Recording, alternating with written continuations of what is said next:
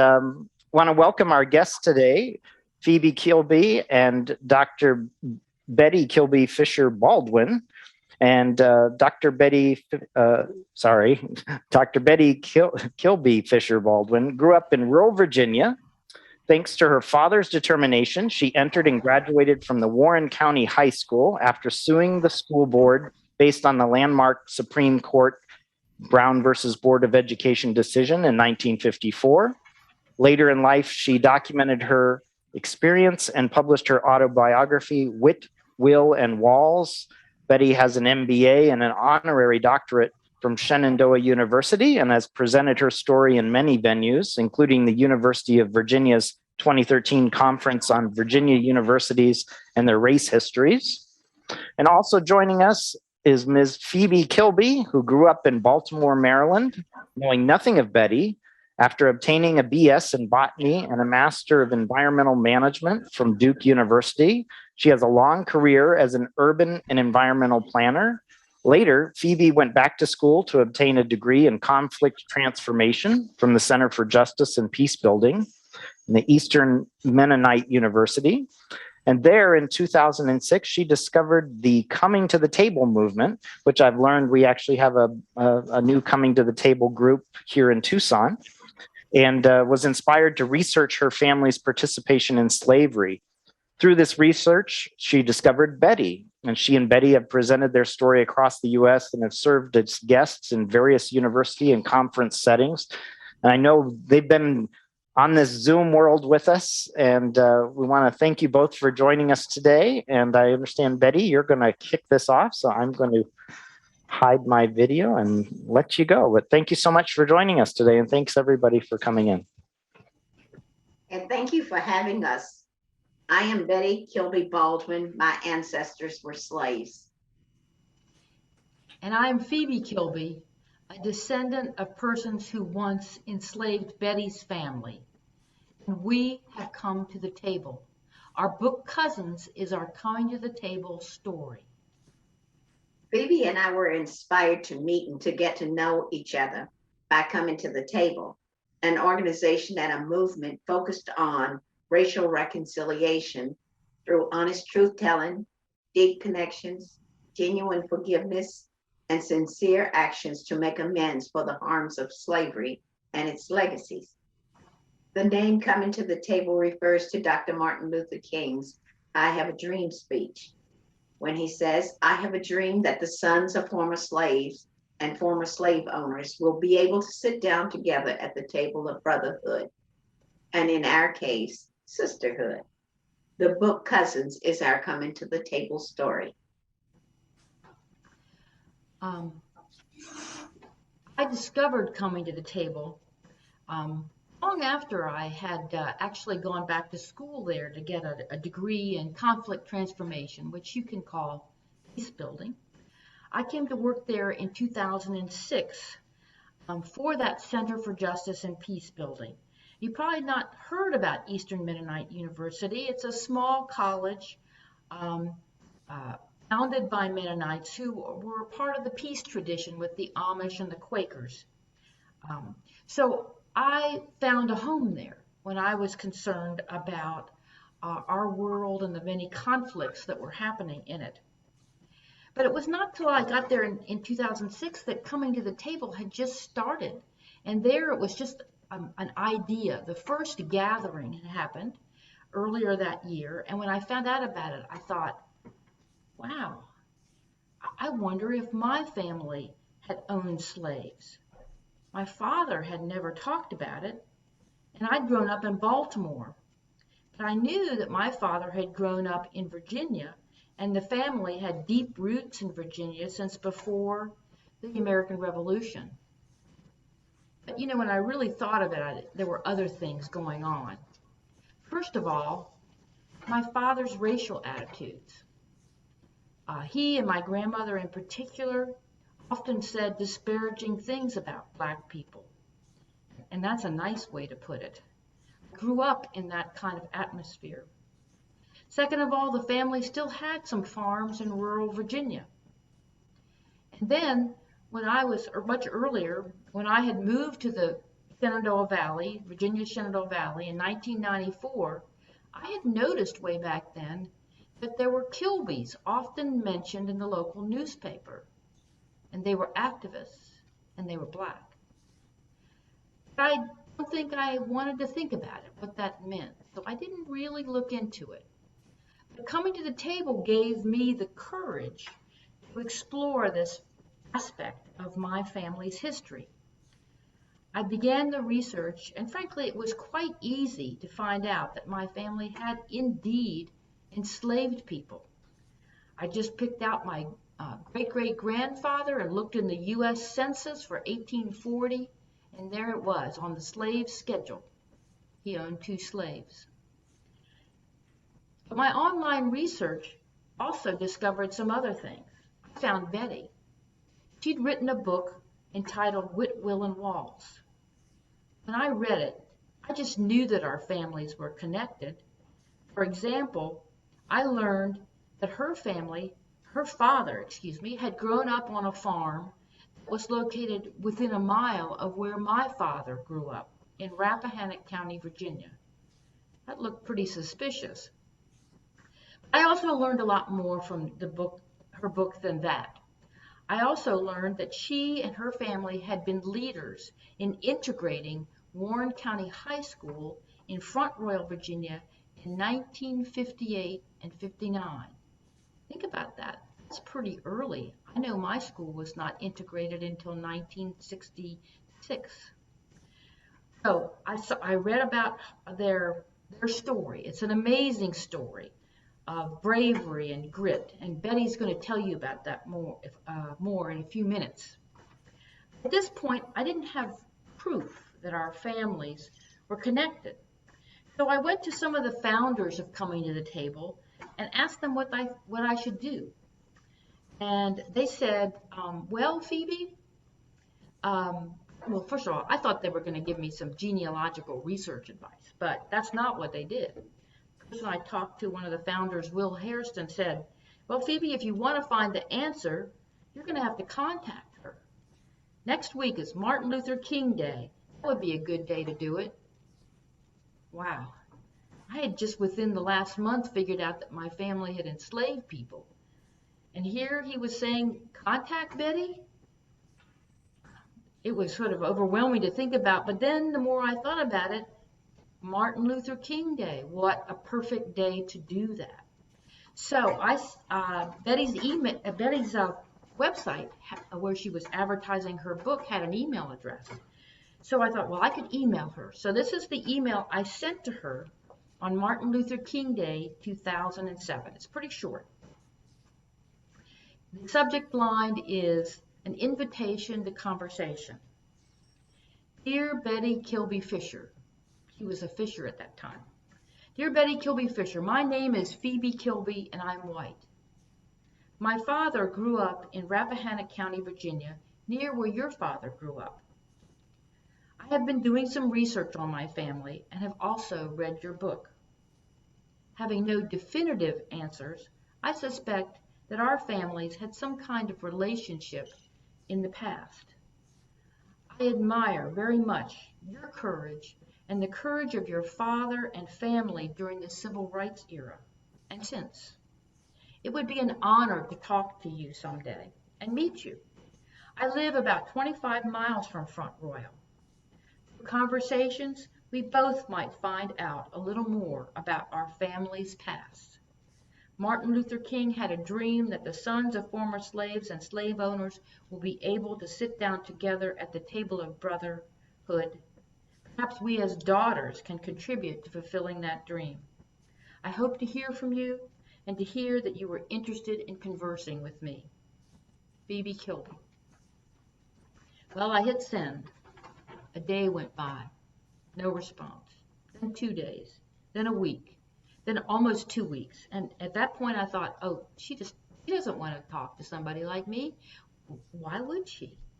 But I went back to my Coming to the Table friends and they said, Phoebe, I think you need to write a longer email and tell more about yourself. So that's what I did. I'm not going to read all that, but within an hour or so, I got a response from Betty. And her email, the subject line was, "Hello, cousin." Wow, I was truly touched. And her email was so open and welcoming. I didn't know if we were cousins, but I felt honored that she had opened her heart enough to call me cousin.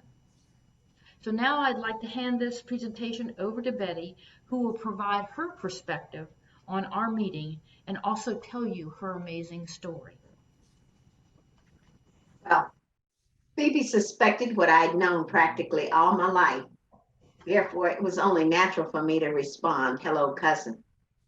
But here's the email that I sent back to her. "Phoebe, if you're asking yourself why I am so emotional, the Cultural Innovations email address gets full of spam mail and is often down. I went to that site this morning and emails began to download. It could only have been God. We are the key to healing. Meeting you today is so awesome.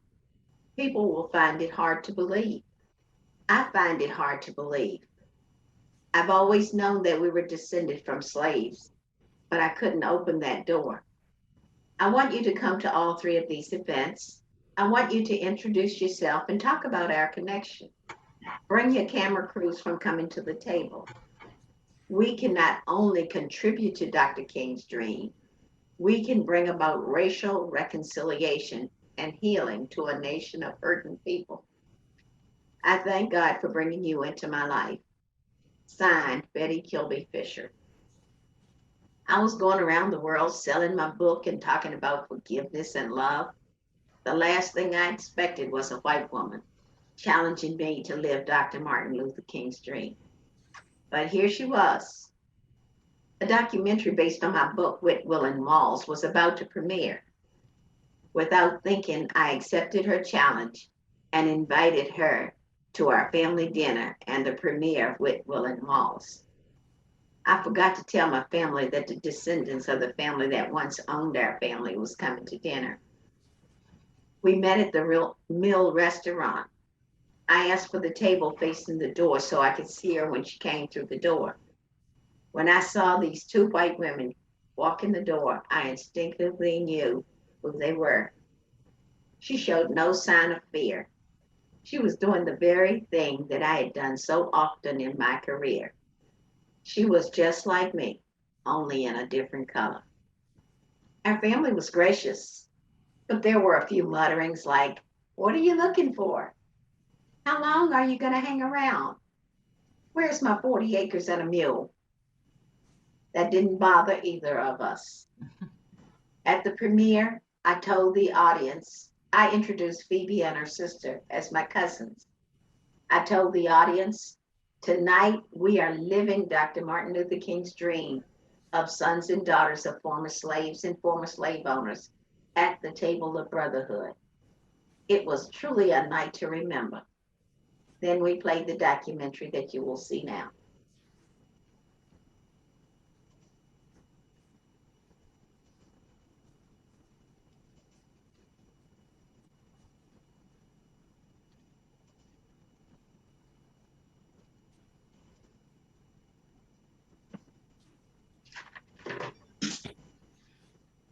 I think you need to hit play there. There you go.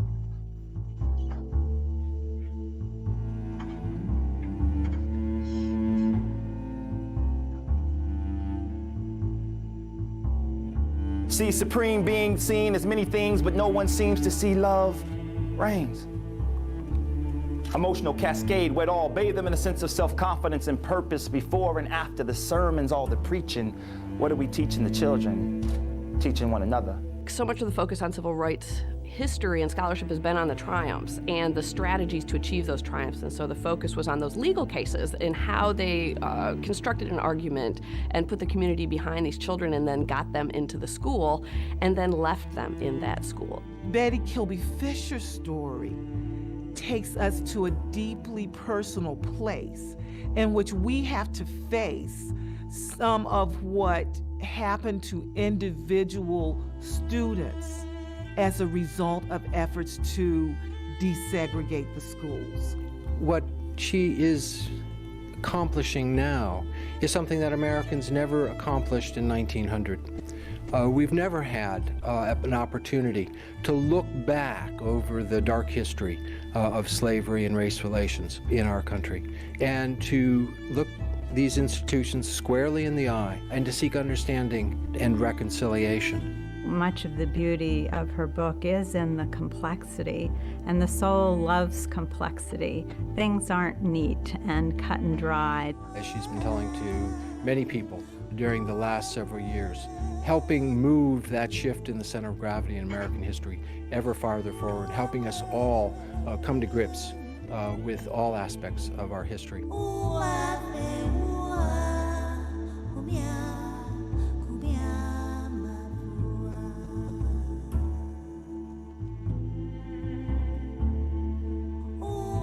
When I heard him cry out,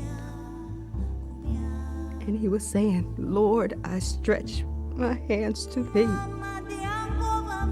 No other help I know." And I moved in to get closer, and he was crying. And I got scared. Education was so important to the Kilby family, especially Betty's father, because he had lost land. He felt like had he been more educated, he would have been able to hold on to that land.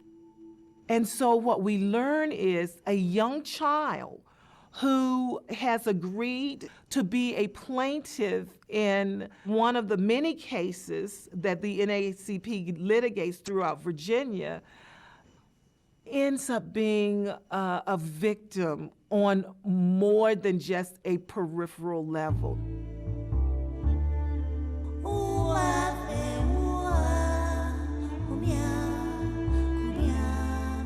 We like to think that Virginia is like the cradle of Southern society, some would say American society. And so people are very aware of their place in Virginia, and they're very aware of stepping out of their place. And so for people to push during the Civil Rights era to step out of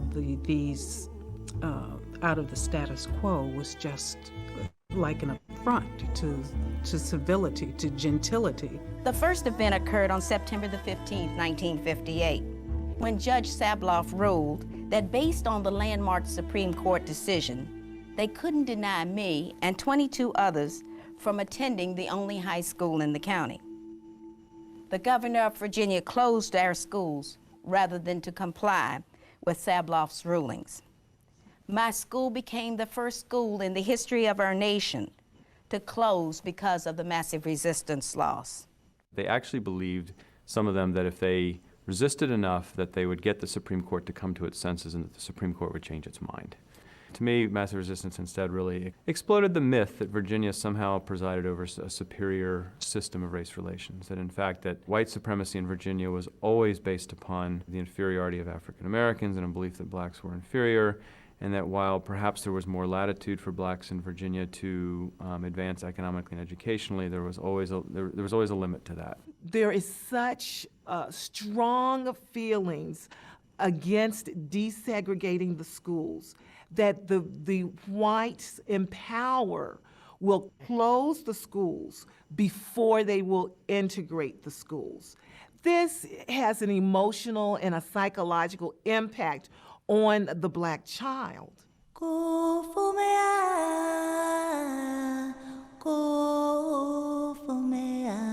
Like water drops on dry earth's surface, one may search this globe 77 years, neither close nor near the truth. Religion may substitute for faith till all faith in religion, not God. Making someone else's decisions within your own life, your soul just ain't right, might be that it lacks love.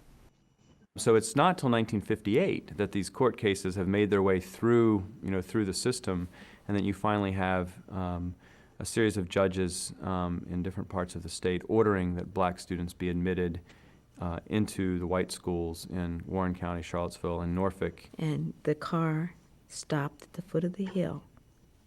And for a long time, I wondered why they made us walk through that crowd. And as I got out the car, The reporters and policemen, people were all lined up. And I walked past this big old fat white woman, and she yelled, "We're gonna kill all you little niggas." And I remember Jimmy pushing me in the back because I had just paralyzed for a minute. And I remember saying, "The Lord is my shepherd, I shall not want." It's not that moment you walk in the door of the schoolhouse and that's it. It's the day-to-day grind. She said that not one white person reached out to her or befriended her. And it's such a simple thing, such a small act of kindness, but no one did it. And part of it, well, the main reason they didn't was fear, that they might have even wanted to, but were afraid how others would treat them. I could prepare for a test.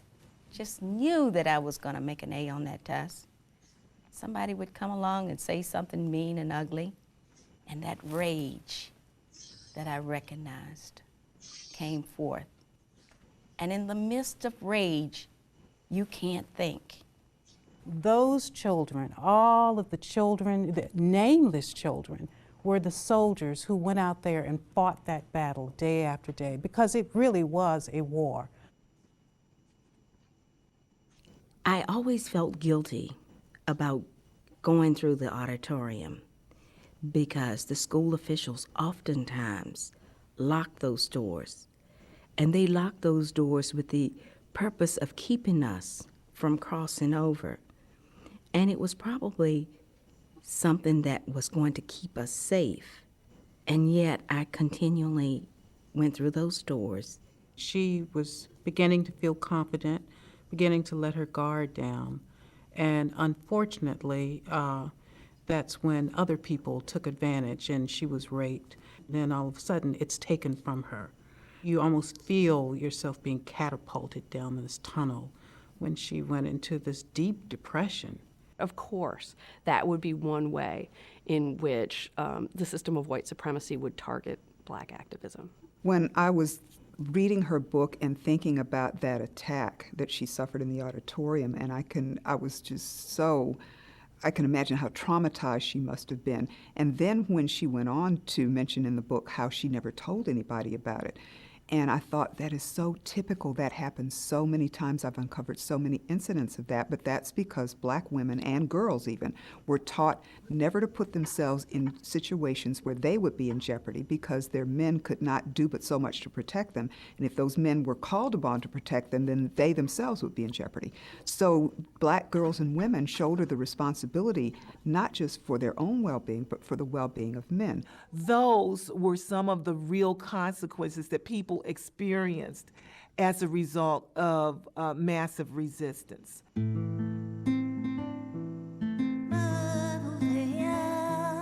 Perhaps I see things differently, like peace between you and me is the natural order of interaction, acting like we all God's children, regardless of the factions we fall into or the composition of our genetic tissue.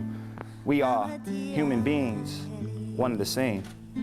Shame we can't hold hands and profess love for one another, my sisters and brothers of the divine creation. What is it you are waiting for? Apocalypse?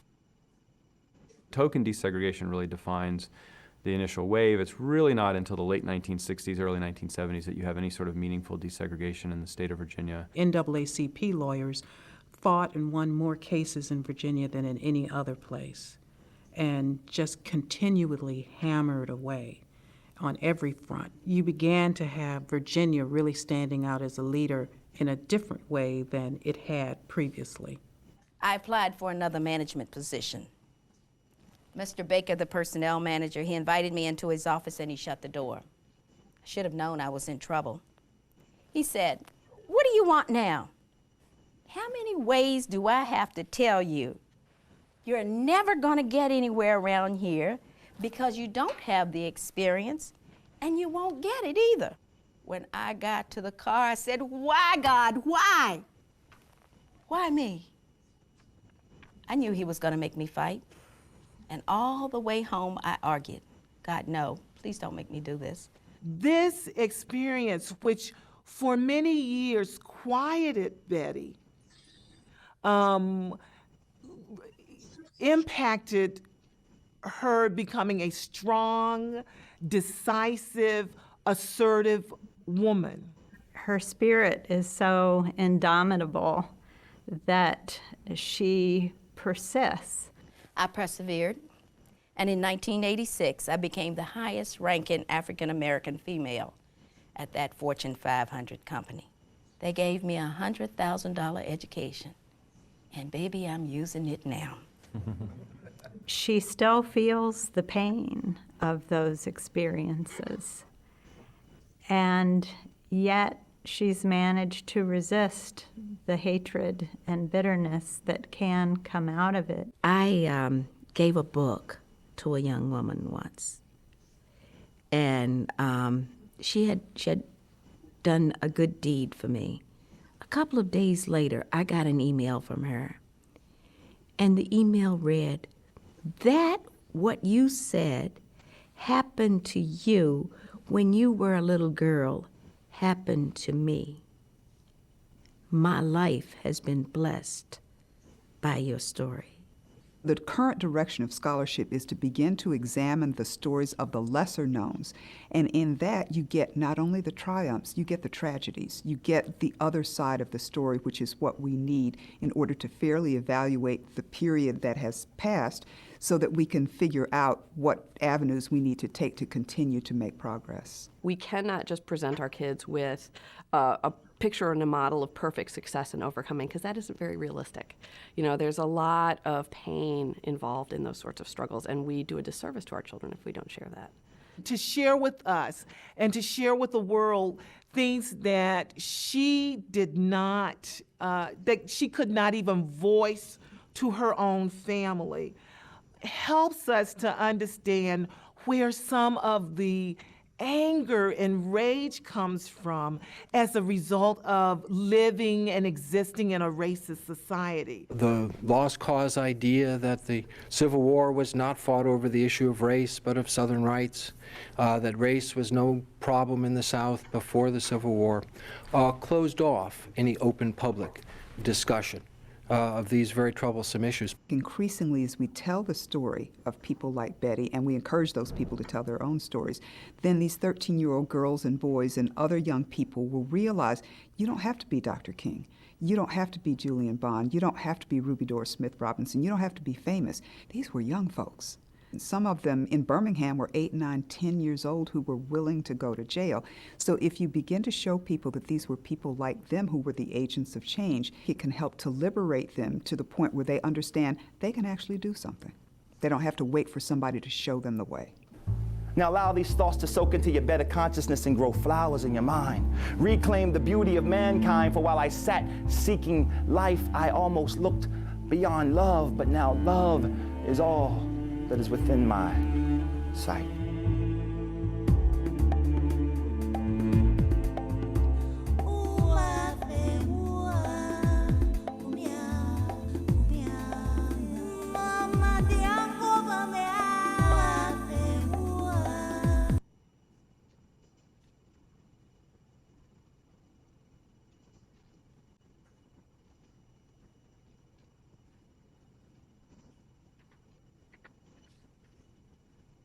That was my granddaughter that played me in the documentary. The white-haired professor, he was the first one who made me realize how important my story was and how it placed in history. If you put yourself in my shoes, what would it take for you to go from being terrorized to hello, cousin? For me, it was years of my father telling me that hate was like taking poison to hurt someone else, and the only person that you hurt was yourself.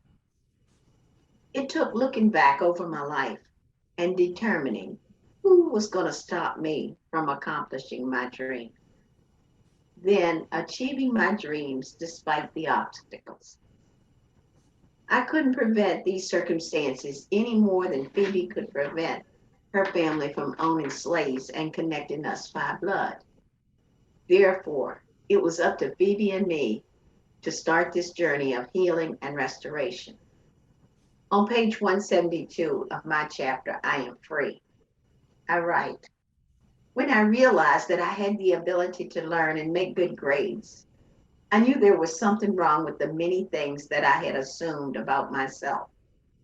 I had accepted as fact what some individuals in white society, teachers and others of influence had said, intentionally meaning to hurt me and keep me in a state of low self-esteem. I go on to write, I am responsible for the decisions that I make, my actions and responses to situations. I am responsible to seek the truth and acknowledge my history. Nearly 25 years later, in 2007, Phoebe, a white woman, contacts me. I thank God she waited until I was ready to take this journey with her. I needed that time to reply genuinely, hello, cousin. Well, I've seen that video many, many times. And that was the video I saw the first night I met Betty. And it was overwhelming, really, to see that courage and what she went through to get an education. I continue to be amazed at her bravery and the bravery of her family. And it also prompts me to think how easy I had it growing up. I can't think of one significant obstacle placed in my path toward getting an education. So what to do with this? After the premiere and meeting Betty, she went back to Texas. I was there in Virginia, but living near many of her family members.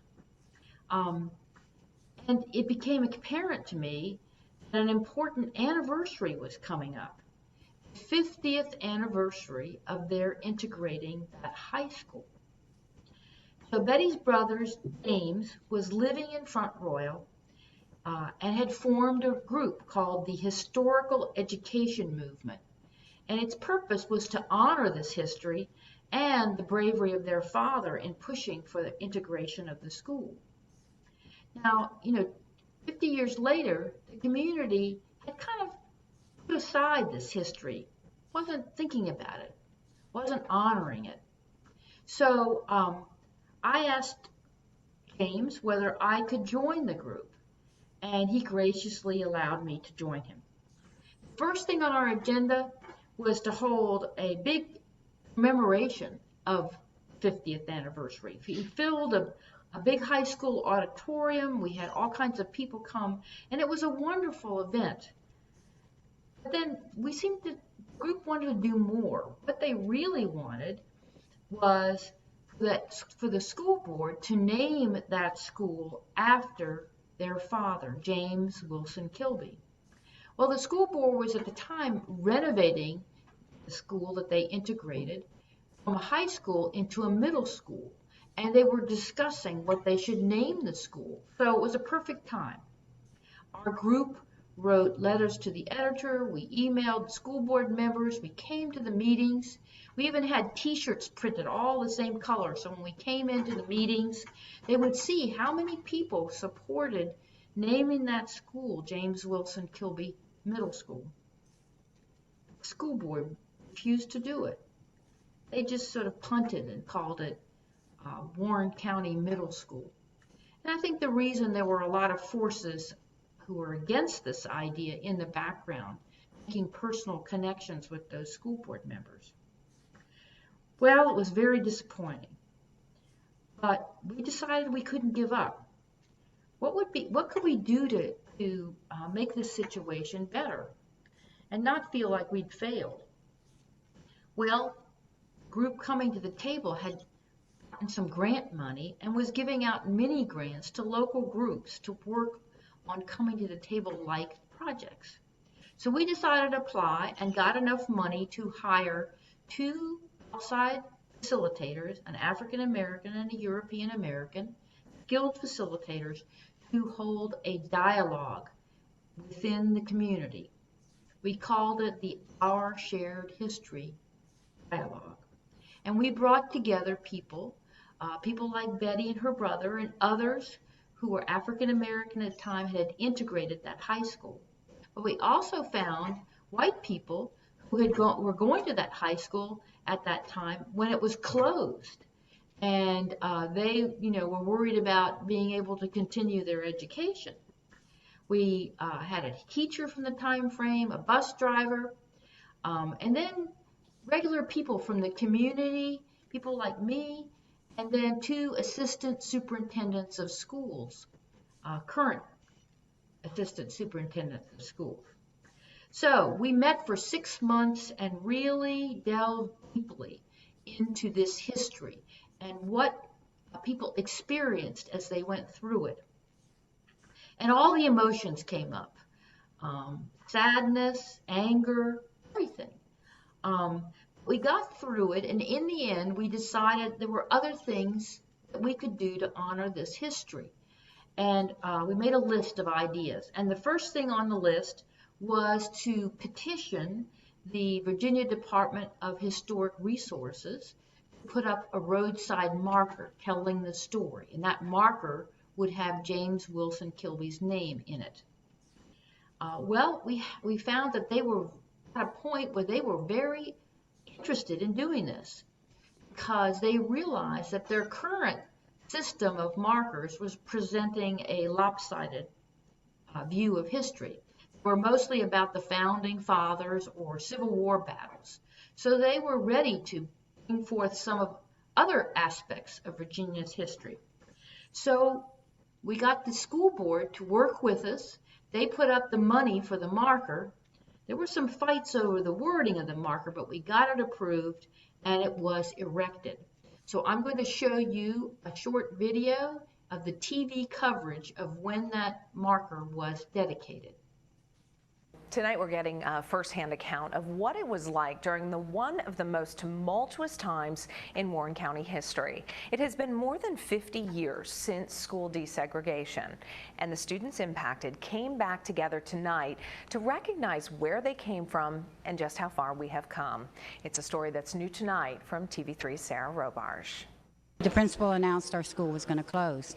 So at first, it would seem like a small vacation. June Jeffrey was a senior at Warren County High School back in 1958. She says when she found out these doors might stay closed for good, it was scary. We were seniors, and we needed to know if we were going to graduate.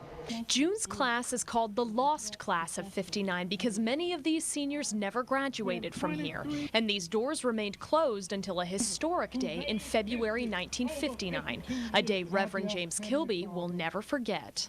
At least 150, 200 protesters, and they were hollering and screaming and telling us to go home and calling us the N-word. 16 years old, you couldn't understand why adults would treat kids that way when you wanted to get your education. Kilby was one of the Warren County 23, the first black students who integrated Warren County High School after a judge ruled it unconstitutional to keep them out. After unveiling this marker that commemorates their fight for equality, Kilby, Jeffrey, and other members of the Warren County 23 and the Lost Class of 59 walked together through the doors of their high school for the first time in 50 years. It's a sign of unity, walking up the hill together, being together. We've come a great way. We still have ways to go, but I just believe that we can work together now. It has broken down some of the things that have stood in our way to be here today. I rejoice today because I've been through the struggle, and now today was peaceful, a day where we could celebrate. In Warren County, Sarah Robarge, TV3 News. And an emotional moment for sure. The marker is set right outside of the former Warren County High School, which is now the middle school. You can see it as you drive along Luray Avenue.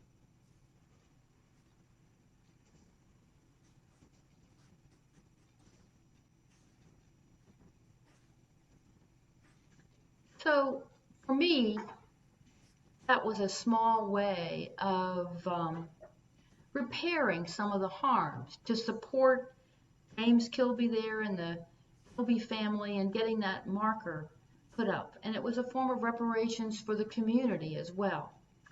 But after a while and getting to know the Kilby family, I felt like I should do more, that I needed to make amends for my family having enslaved theirs.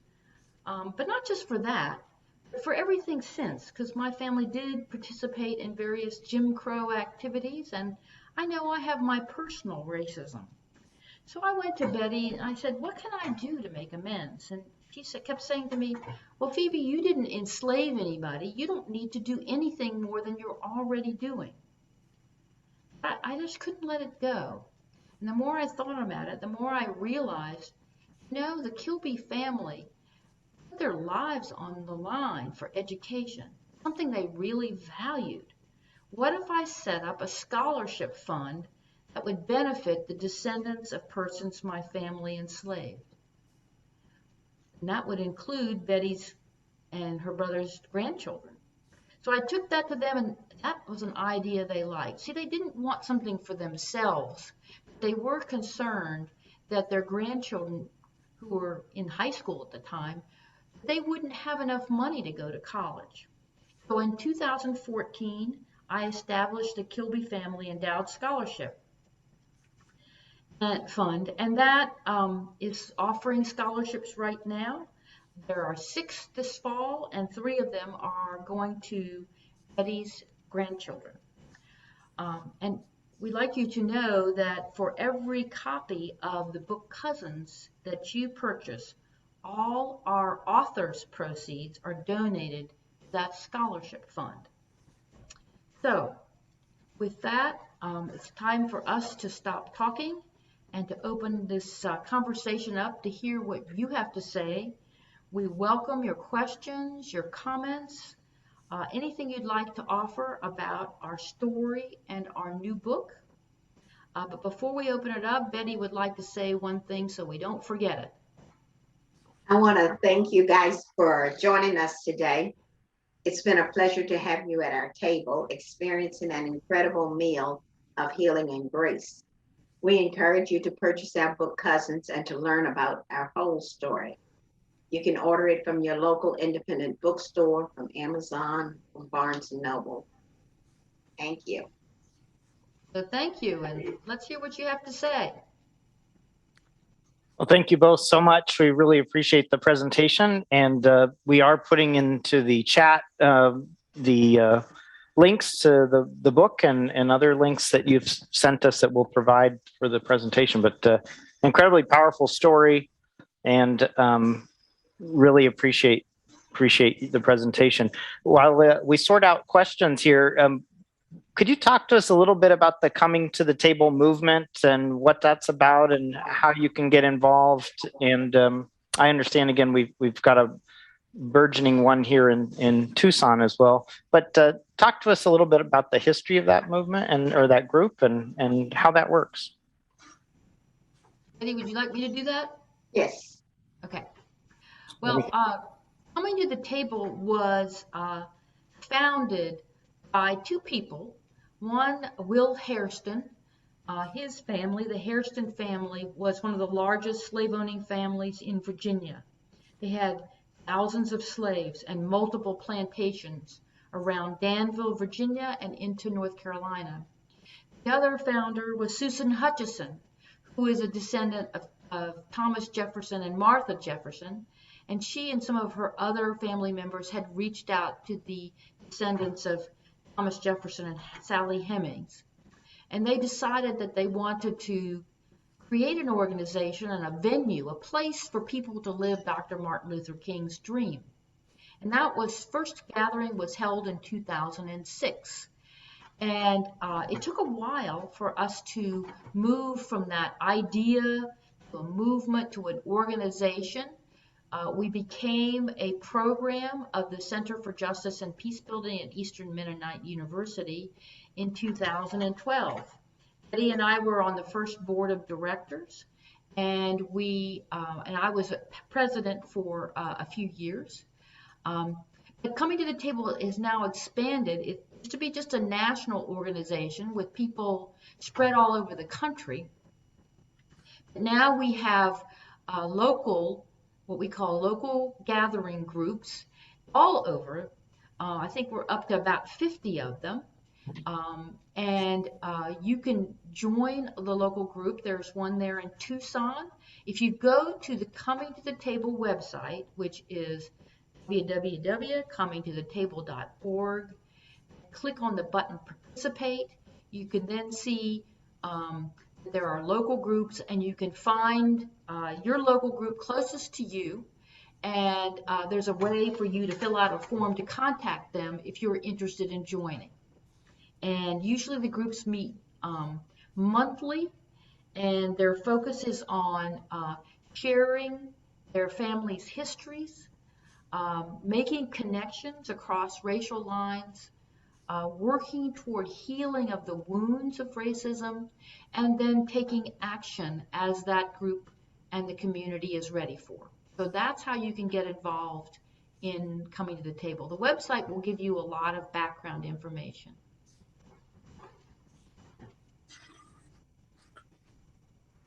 Thank you so much. I'm just kind of curious of the original 23 that helped integrate the school. How many are you still in contact with? Not a whole lot of them. There's maybe about 6 to 8 outside my family that are still alive. More than half of the 23 has gone on to glory. But it's amazing because this is not distant history, and it's so incredibly important that you've shared this story, and we really appreciate it. Are there any questions in the room before we move on to other questions? Anybody? One of the other things that I was kind of curious about is if you could share sort of any more details about your first meeting, or sort of how. I just can't imagine the process of sort of digesting that you were related and all that. Can you share any more about that first meeting you had in person?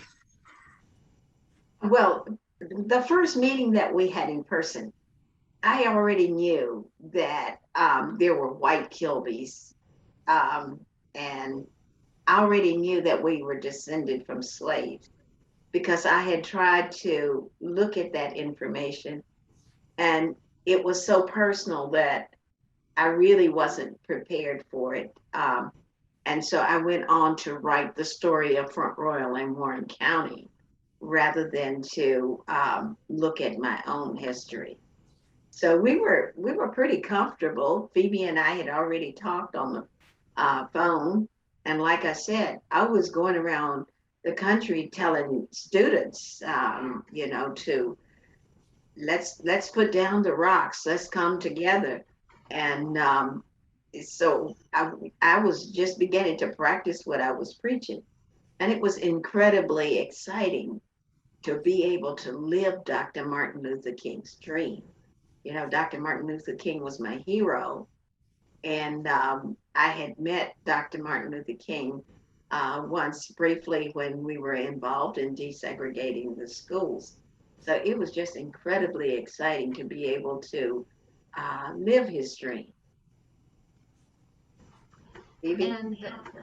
And before I met Betty, as I said, I'd studied at the Center Peace Building, at the Center for Justice and Peace Building, and had met a lot of people.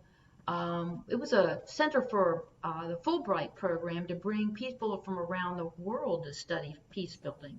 So I was in class with some of the people in some of the most current hotspots of conflict you can imagine: the Middle East, Myanmar, various countries in Africa, and I saw them reach across divides that were based in war, and they were able to talk to each other. So I thought I could send an email to Betty, and her email response was so open. I could tell that she was a forgiving person. Now, I knew that walking into that room, maybe her family wouldn't be completely that way. I was prepared. And I remember I sat down next to her brother, James, the one that you saw in that TV3 video, who I worked with to get that sign put up. And he wasn't sure of me at all. I must say, he was skeptical. I told him about coming to the table, and he said, well, I've seen white people come to the table before, but they usually don't stick around. Well, that told me I had some work to do. I needed to gain his trust. And I told myself I wasn't going to be one of those people that didn't stick around unless they told me to leave. But, that I wasn't going to be just here for the moment and never see them again. And so I knew I met Betty and her daughters, who were all very welcoming, and I knew that this was going to be an important and adventure, let's just say. But I also knew I had to do some work. It wasn't going to be easy.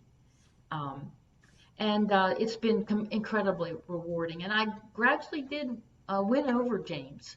And so we're friends now. We call each other cousin. More than friends, we're a family. What kind of advice would you have for others kind of looking to dig into the roots? I know there's so much with genetic DNA testing and things like that that's revealing all sorts of interesting histories, but what do you recommend for people who are kind of interested in digging in deeper on each side of this story, I guess?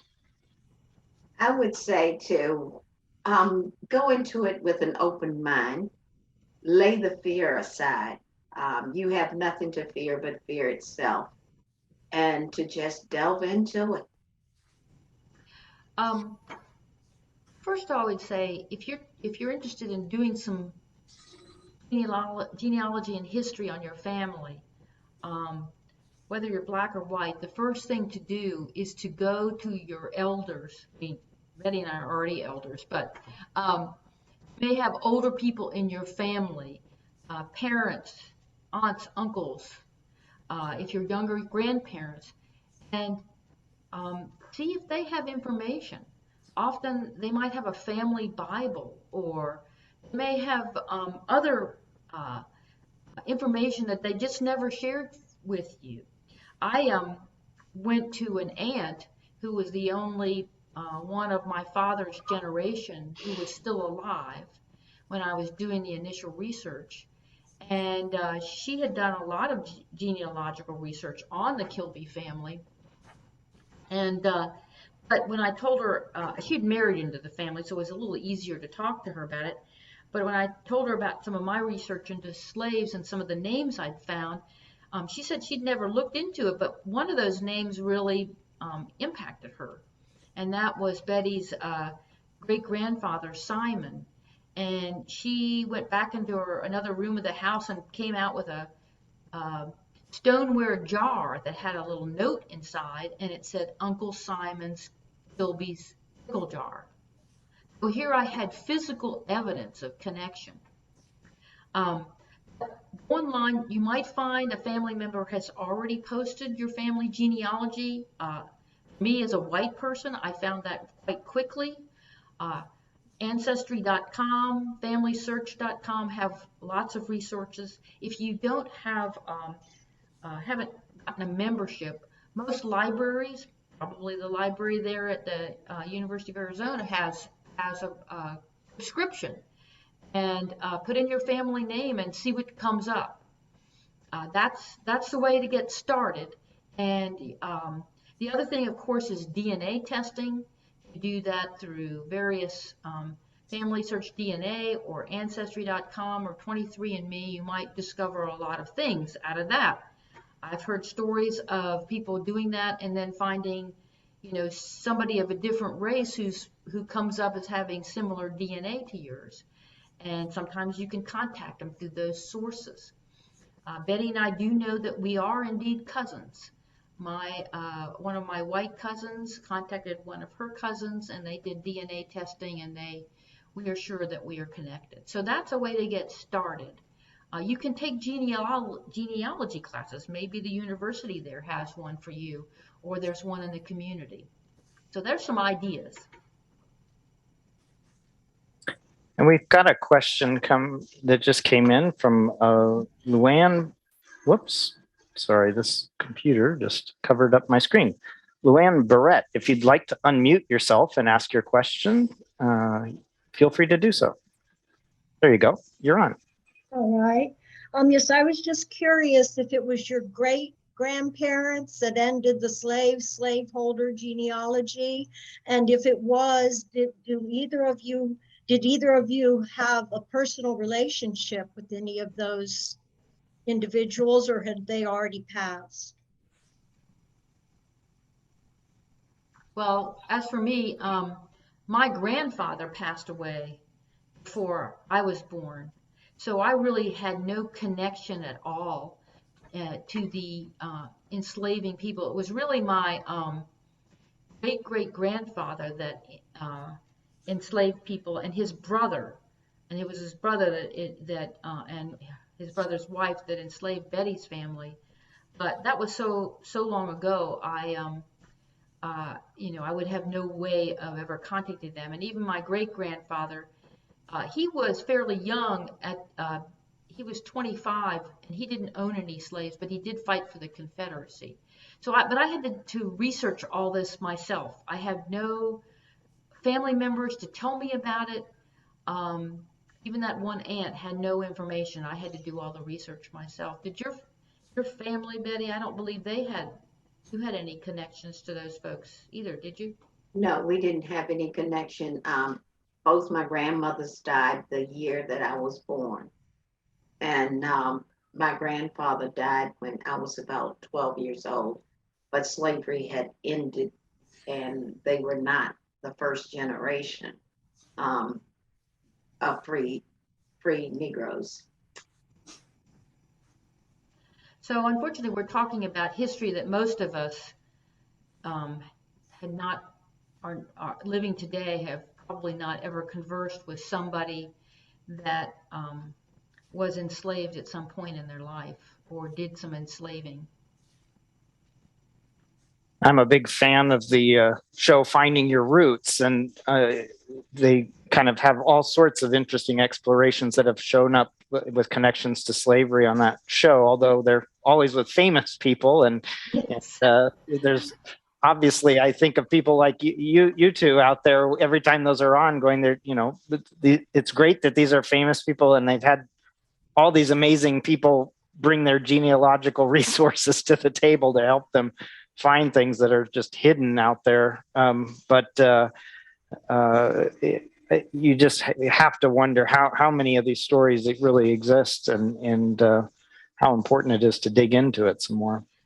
There are a lot, and Henry Louis Gates has, what is he at Harvard University? He has all kinds of researchers at his disposal to do that research. So he finds a lot of information. You can do it yourself. I think it's easy. It's fairly easy for a white person to do this research because, frankly, all the records were set up for white people and acknowledge white people. For African Americans, it's difficult because they weren't recognized as human beings as part of the U.S. population until the 1870 census. So a lot of their African Americans will go back to the 1870 census, and then they hit a barrier, a roadblock of going earlier. They really need to know who was their family enslavers to be able to delve more deeply. And sometimes that's not readily apparent. But there are some websites out there. The OurBlackAncestry.com website is a good one, as well as the American Society for Genealogical and Historical Research, something like that. So they can help if you're African American. We've got a question from Dorothy King. If you'd like to unmute yourself, Dorothy.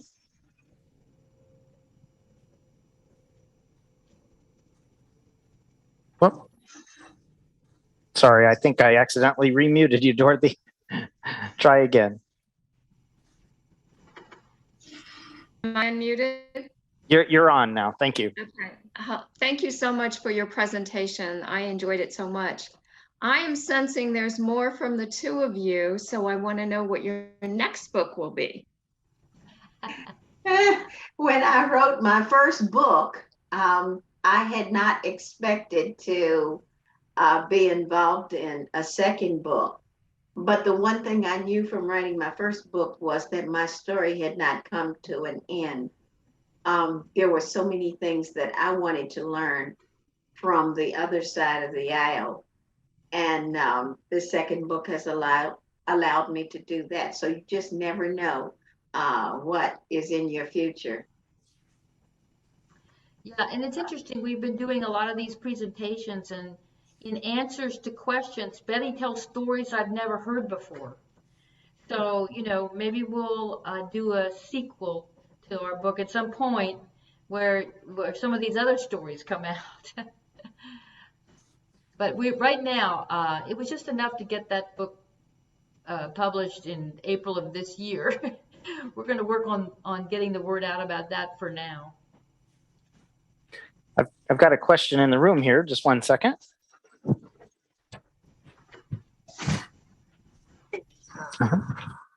Thank you for. Put it in. Okay, thank you for your presentation. I just wonder about your grandchildren, the younger generation.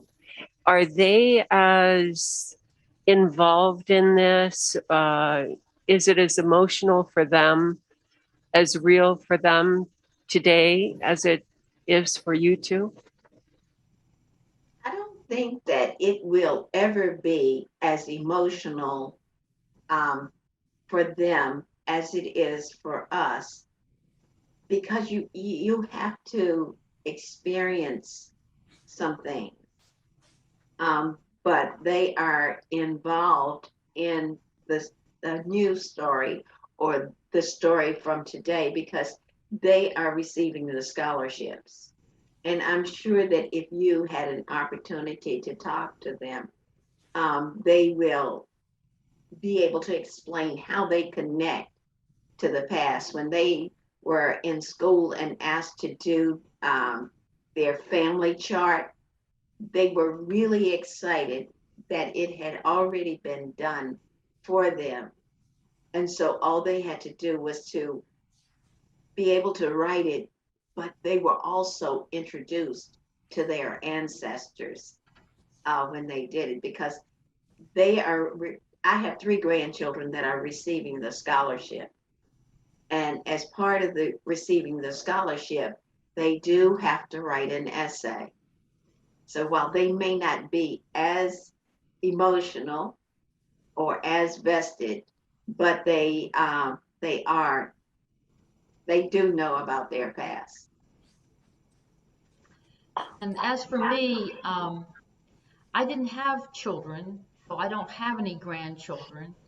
So basically, if you think about it, I'm taking whatever family wealth that I might normally give to children and grandchildren and transferring it to Betty's family and the descendants of people my family enslaved. And they are in my estate plan, so that's the way I'm continuing it. So the impact is more on Betty's grandchildren and what they think too, than any children that I might have. We have another question from Marilyn Siegel. If you'd like to, let's see, unmute yourself, Marilyn. There you go. Okay. This is for Phoebe. Did you experience guilt when you learned about your ancestors being slave owners, and how did you resolve that? Well, I don't think I felt guilt. I felt more grief. And I didn't, because I knew I hadn't done it. And I do have to say that when I discovered this, things sort of fell into place. It sort of explained my father's family and why they were the way they were.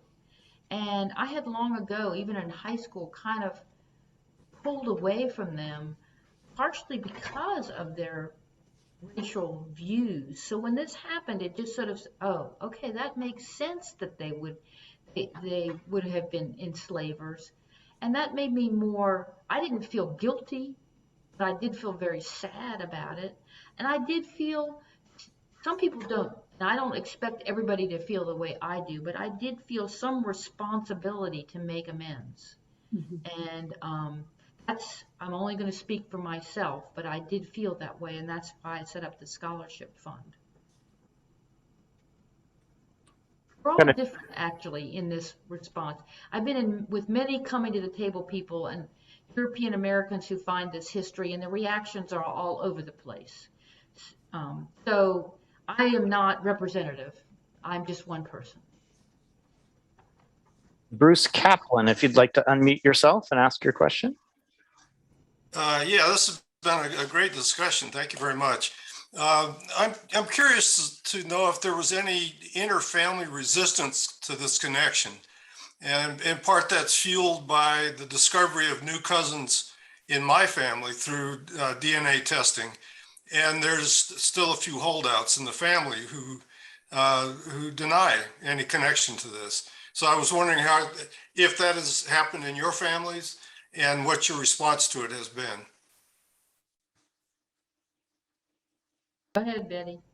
Well, in our family, my nieces, my nephews, my grandchildren are participating in the scholarships.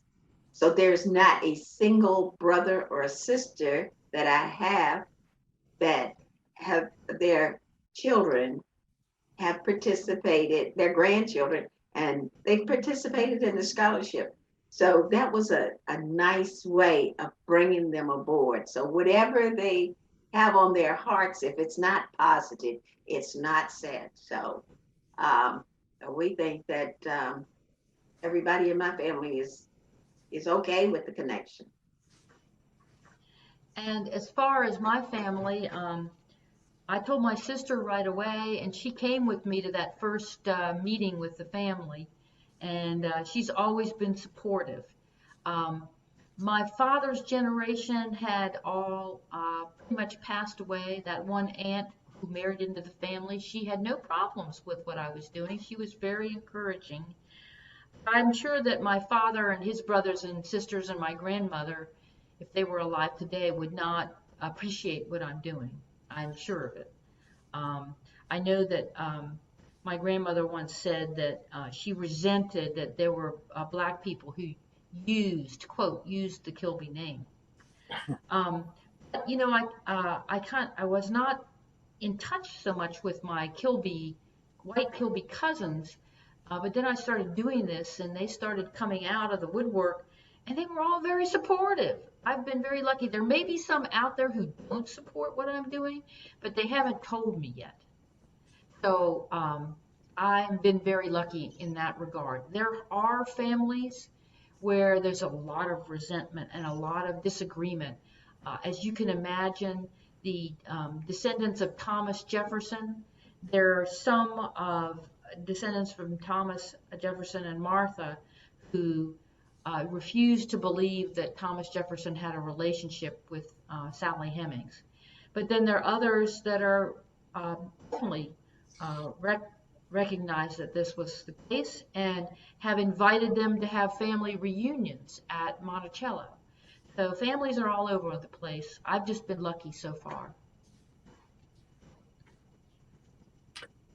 And we have a question in John Holztrop. I'll just ask it for you. He says, can anybody join on Come to the Table? Do you know how that works? Or? Yes, anybody can join. If you go to the Coming to the Table site, I'm sure somewhere on the front page there'll be become a member. You can click on that and become a member of Coming to the Table National. But you can also, you know, as I said, look for your local group and you can join there. And you don't have to have done all this research or have all the answers about whether you're a descendant of enslaved persons or enslavers. I have a local Coming to the Table group here in Asheville, And some people are just interested, who've joined our group, don't have connections to slavery. Their family may have arrived in the United States post-slavery period, but they're interested in racial reconciliation. They realize that there have been many negative legacies of slavery that perhaps they participated in or their family did, and so they're just interested in bridging the racial divide and having honest conversations. And I must say that coming to the table, for most people, they find it's a safe space to have those conversations. So any of you can join if you'd like to. Any other questions here in the audience? Well, I think we have run out of questions, but there's some amazing comments that we will share with you both after the session. I can send them because a lot of people sharing touching stories in the comments that they wanted you to hear. And a lot of great comments about what an uplifting experience. I personally want to give a shout out. In a past work life, I helped bring on the Brown versus Board of Education site in Topeka, Kansas. In a very small part, I was an education partner of the National Park Service. And if you're ever in Topeka and want to see an amazing museum dedicated to this story of the desegregation, it's truly a unique site and well worth the visit, along with so many others around the country. But I really thank you for sharing this story because it's so incredibly important, and it's great that it is now preserved. And thank you again so much for your time today. Do you have any other last thoughts? Well, we want to thank you for inviting us and the wonderful questions. We hope you'll buy or purchase the book Cousins.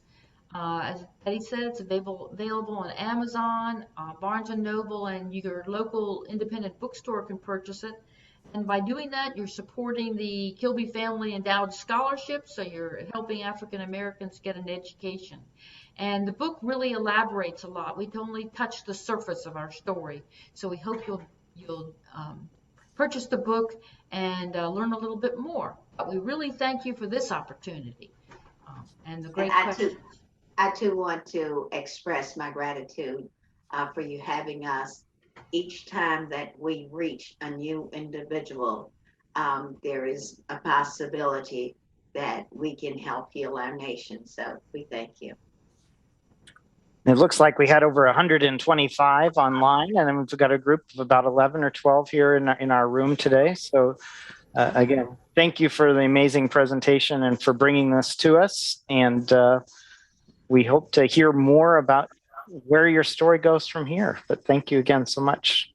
Well, take care to everybody out there. We'll be back again in 2 weeks and a special time at 11 a.m. for our next speaker series with Noam Chomsky. And again, have a great week at Ollie, and we'll see you for our next speaker series shortly. And this is the bad part about the webinar. You don't get to hear the enthusiastic applause, but we do have our in-person people who have to double up for everybody. But thank you so much again, and take great care. You too. Thanks a lot. Bye-bye. We enjoyed it.